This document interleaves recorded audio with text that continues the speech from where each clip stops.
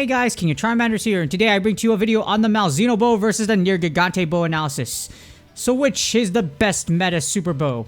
As we analyze again the two dragon super bows. There's only two of them as of right now, Nergigante and Malzeno, the two elder dragons. One's the flagship monster for the Carnival of 2024 Shibuya, and another was the flagship of the, well, it wasn't really the flagship, it was just a ticketed event to biggest one of the year 2025.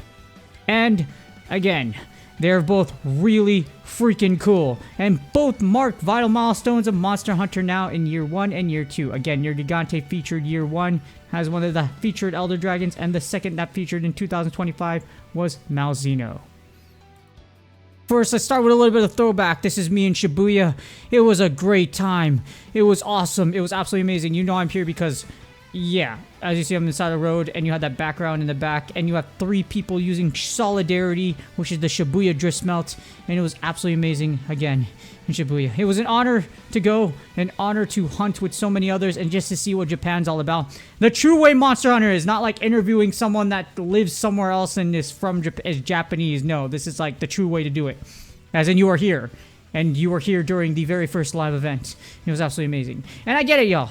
Y'all that are angry, y'all that went here or played global and maxed out a weapon, and then this other thing comes out, and it's factually really, really good. I empathize with y'all.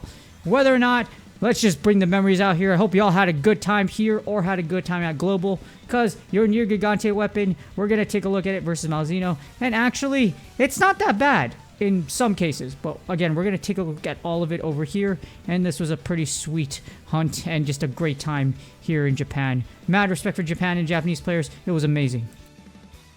Alright, let's move on to the data. First, we're going to compare the Malzeno bow versus the Nergigante damage data as we analyze the damage of both of the two elders of Monster Hunter now of the dragons.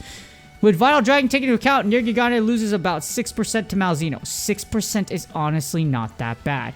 Without Vital Dragon, Nergigante wins by less than 1%. It's also important to keep in mind that Nergigante, because it doesn't bank on Vital Dragon, if your HP lowers with Malzeno, this is going to actually get a lot closer than it looks.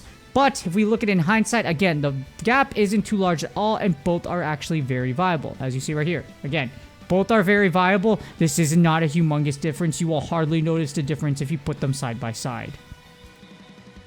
If you thought the damage was enough, well, let's look at the Malzeno bow versus Nergigante bow ammo comparison. So we looked at the damage, now let's look at the ammo.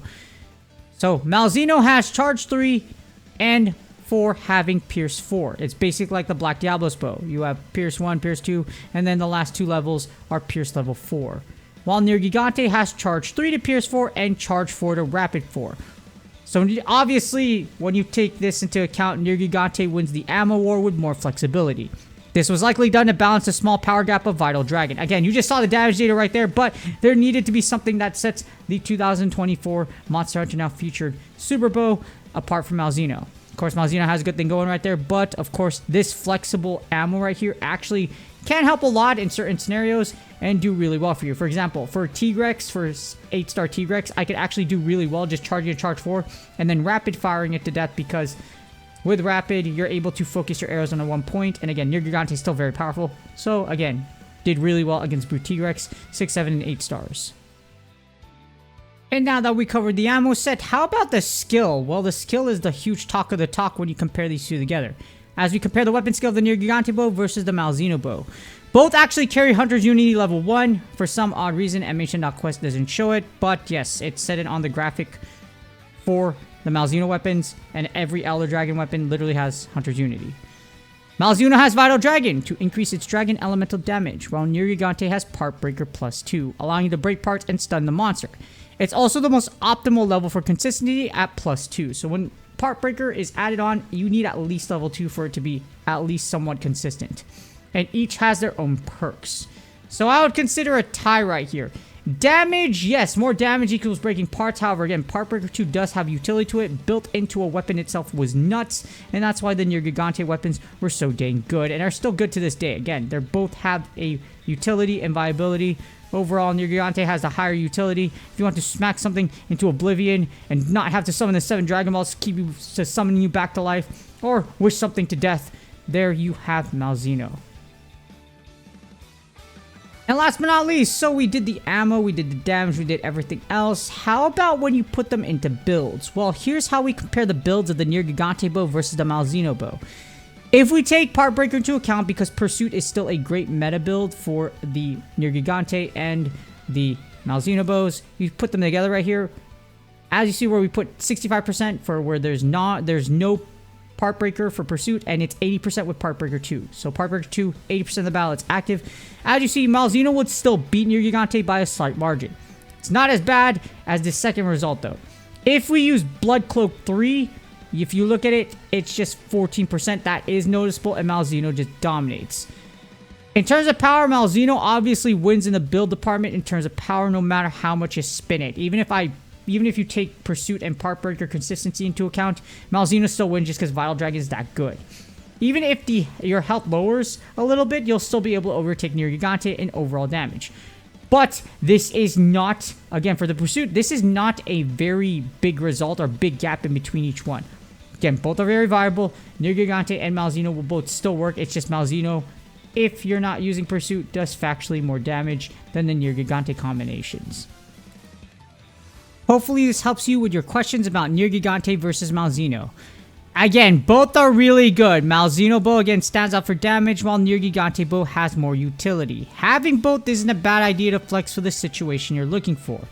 If you are angry about Nergigante getting overtaken damage-wise, I perfectly understand. I'm not too thrilled about it either. The fact that live event weapon, even though we had global, etc., gets overshadowed. It's not overshadowed, but there is some differences and big differences here and there between Malzeno and Nergigante.